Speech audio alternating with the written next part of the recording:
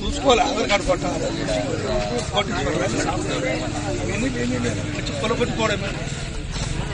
Apply చేసుకున్నాం sir గత ప్రభుత్వంలో. పేదవాళ్ళం సార్ ఇల్లు కట్టుకున్నంత కూలిపోయింది సార్. కాళ్ళు మొక్కుతుంటే కూడా ఇడవలేదు సార్. కరెంటు బిల్లు వచ్చింది, నల్ల తీసుకున్నాం, కలెక్షన్ తీసుకున్నాము. పిల్లలం అందరం ఉన్నాం సార్. దీంట్లో చాలా రోజుల నుంచి ఉన్నాం. ఓసారి గుడి చేసుకుంటే కూలిపోయిండ్రు. పోనీలేని మళ్ళీ ఇప్పుడు చిన్నదో ఉన్నదో ఇల్లు కట్టుకుంటే మళ్ళీ వచ్చి కూలిపోయింది సార్. అంటే మీకు గవర్నమెంట్ నుంచి పట్టా గానీ సార్ పట్టా ఉంది సార్. కరెంటు బిల్లు ఉంది, కరెంటు బిల్లు పట్టా అన్ని ఉన్నాయి సార్. మాకు అన్ని ఉన్నాగా కూడా కాళ్ళు మొక్కుతుంటే కూలిపోయింది సార్. ఇక్కడ వదం సార్ మేము సార్ ఈ ప్రభుత్వం రేవంత్ సార్ వచ్చి మాకు అన్ని ఇండ్లు అన్ని పట్టాలు మొత్తం అవి ఇవి అన్ని కట్టుకున్నాం సార్. పేదవాళ్ళం మరి ఎక్కడ పోదాం సార్. అన్ని కులిపిస్తా ఉన్నాడు. ఇవన్నీ కూలిపోయింది సార్. ఎన్ని ఇళ్ళు కూలగొట్టారు ఇక్కడ? మొత్తం 70-80 ఇండ్లు కూలగొట్టిండ్రు. 70-80 ఇండ్లు కూలగొట్టింది సార్. నేను వాటర్ బోర్డు లో పనిచేస్తాను సార్. నేను వాటర్ ఇస్తా సార్. నేను ప్రైవేట్ జాబ్ చేసుకుంటా సార్. మున్సిపాలిటీలోనా?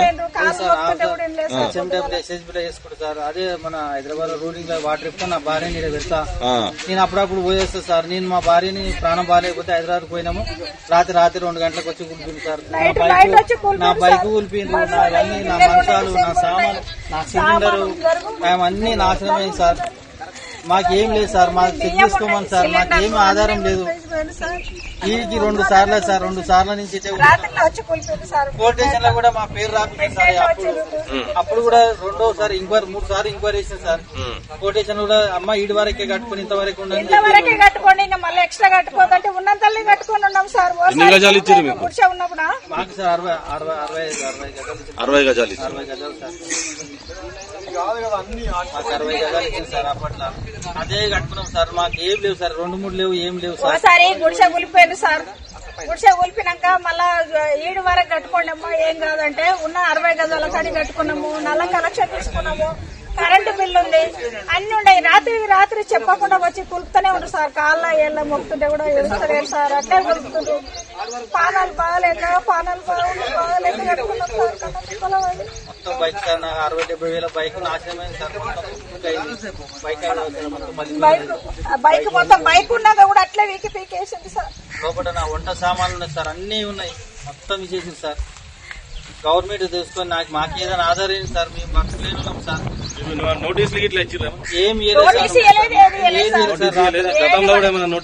అప్పుడు కూడా ఇలా చెప్పారు. ఇంతవరకు ఎక్స్ట్రా కట్టుకోకుండా చెప్పారు. నోటీసులు ఎవరేమి ఇవ్వలేదు సార్. మాకు నోటీసులు ఇవ్వలేదు.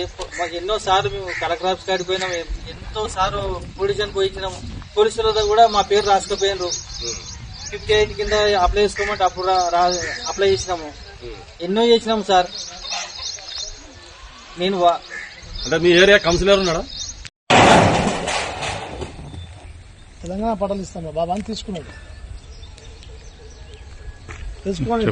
లాక్డౌన్ కదా మాకు న్యాయం చేయండి సార్. మాకు ఈకి 2-3 సార్లు సార్ కూలగొట్టబట్టి మేము కట్టుకుంటున్నాం, కూలగొడుతున్నాం.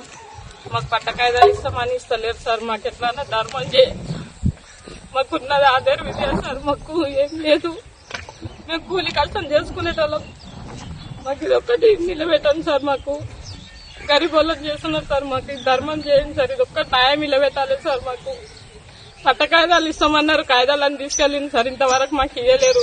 ఇదే కాయిదాం చూపించుకుంటున్నాం సార్. మేము అందరికి ఇంట్లున్న వాళ్ళని బయటికి వెళ్ళగొట్టి ఇల్లు ఊలగొడుతున్నారు సార్. మాకు ఇదొక్కటి చేయండి సార్. మాకు మా గరీబ్ వాళ్ళకి 3 ఆడపిల్లలు ఉన్నదని సార్.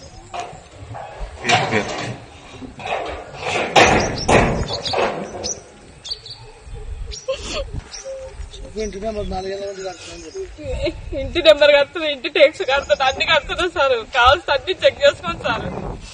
అవి అన్ని ఉన్నాయి. ఒక నల్ల తప్ప అన్ని ఉన్నాయి. మాకు పేరు సత్యప సార్.